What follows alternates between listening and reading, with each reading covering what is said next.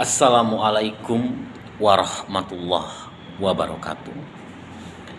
Para sahabat inspiratif, izinkan Mr. Dedi hari ini akan memberikan sharing tentang Rasulullah. Karena sebagai umat Islam tentunya kita sangat mengidolakan Rasulullah. Oleh sebab itu, izinkan Sir Dedi akan membahas tentang Rasulullah kita, Nabi Muhammad SAW, dengan judul Ya Rasulullah, hidupmu dalam ridho, wafatmu dalam ridho. Wahai Rasulullah, engkau adalah hamba yang paling Allah cinta. Engkau pula hamba yang paling berat ujiannya. Allah menganugerahimu 3 putra dan 4 putri. Sebagai seorang ayah, berat sekali ujian yang menimpamu ya Rasulullah. 3 putra dan 3 putrimu meninggal mendahulimu.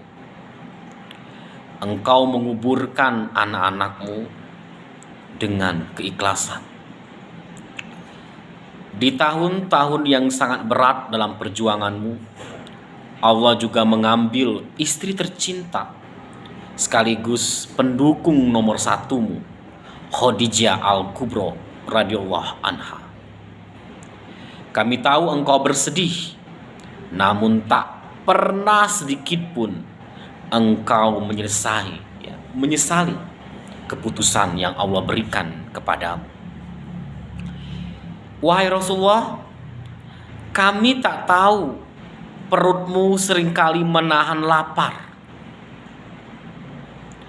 Engkau pernah melihat bulan sabit di langit berganti 3 kali berturut-turut. Dan selama itu tungku api di rumahmu tidak pernah menyala. Saat itu engkau dan istri-istrimu bertahan hanya dengan air dan kurma, dan juga dengan air susu yang beberapa kali dikirim tetanggamu. Untuk menahan lapar, pernah engkau mengganjal perutmu dengan 2 batu. Ya Rasulullah, padahal engkau adalah hamba kecintaan Allah. Kami tak tahu engkau sering dalam keadaan sulit, namun tak pernah keluhan keluar dari lisanmu. Ya Rasulullah, bumi Mekah menjadi saksi perjuanganmu. Engkau dilahirkan yatim, usia 6 tahun menjadi piatu, memulai seorang diri menantang jahiliyah. Engkau ajak masyarakatmu kepada keselamatan. Kau dimusuhi. Engkau serukan kebenaran. Kau dituduh pendusta. Kau dimusuhi. Engkau serukan kebenaran, dikatakan gila. Engkau tunjukkan kekasih Allah. Kau dituduh penyihir. Saat engkau sujud, pernah mereka menumpahkan kotoran unta pada punggungmu. Engkau tidak mengangkat kepalamu sampai Fatimah datang dan membuang kotoran tersebut.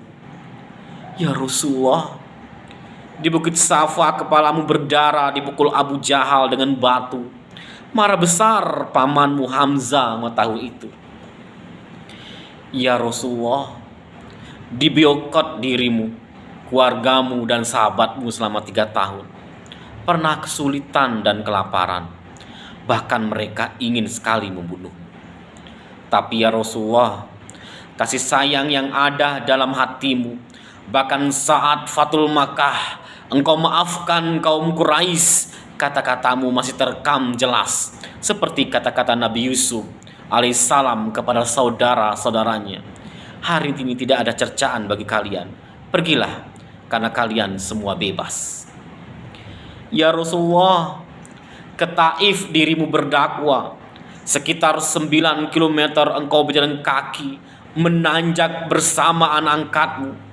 Engkau sebarkan Islam kepada pemukanya, engkau ditolak.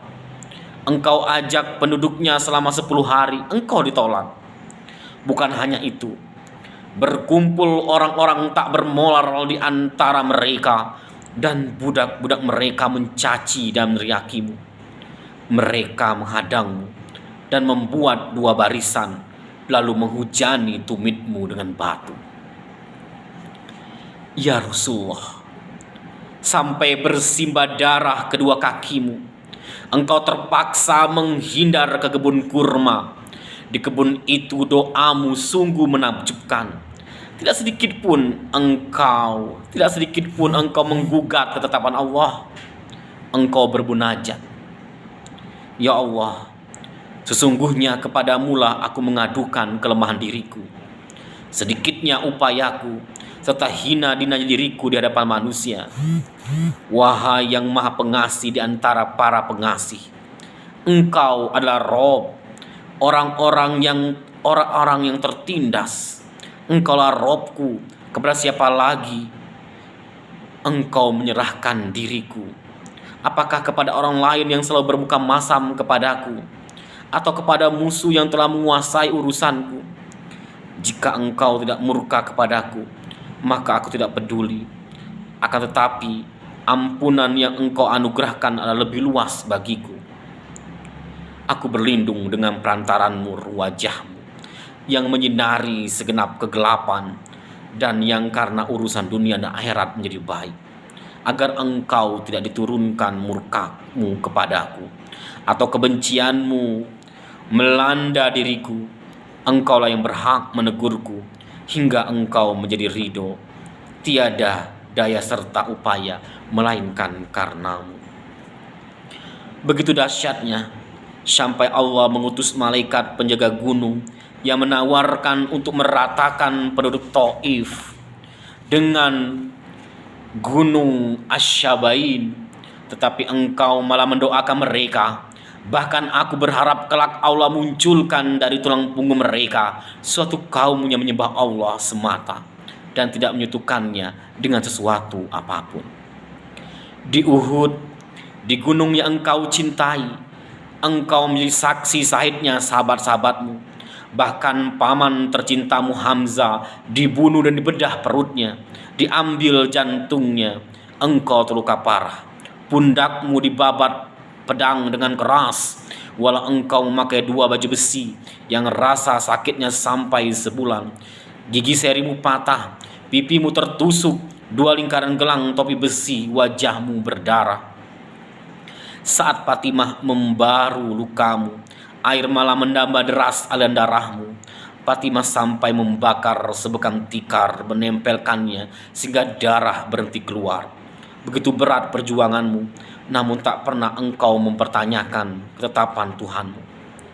Ya Rasulullah, hidupmu dalam keadaan ridho, wafatmu dalam keadaan ridho. Kata-kata terakhirmu adalah kata-kata penuh ridho, bersama-sama dengan orang-orang yang telah engkau anugerahi nikmat, yaitu para nabi, asyadikin, asyuhada, asyolihin. Ya Allah, ampunilah aku dan kasihilah aku. Pertemuan aku dengan Ar-Rafiq Al-Ala, ya Allah, Ar-Rafiq Al-Ala. Ya Rasulullah, hidupmu dalam keadaan ridho, wafatmu dalam keadaan ridho, dibangkitkan dalam keadaan ridho. Engkau bertemu dengan Tuhanmu dalam keadaan ridho. Engkau berada di surga tertinggi dalam keadaan ridho. Demikianlah ulasan sedikit mengenai Rasulullah, idola kita, Nabi besar Muhammad SAW yang sangat teridolakan. Kita belum apa-apa, pada beliau adalah kekasih Allah, tapi ujiannya luar biasa dan beliau tidak pernah mengeluh. Dan kita semoga bisa mendapatkan syafaat dari Muhammad SAW, dan semoga keluarga Nabi Muhammad diberkahi oleh Allah Subhanahu wa Ta'ala, karena beliau adalah Nabi akhir zaman. Terima kasih. Wassalamualaikum warahmatullahi wabarakatuh.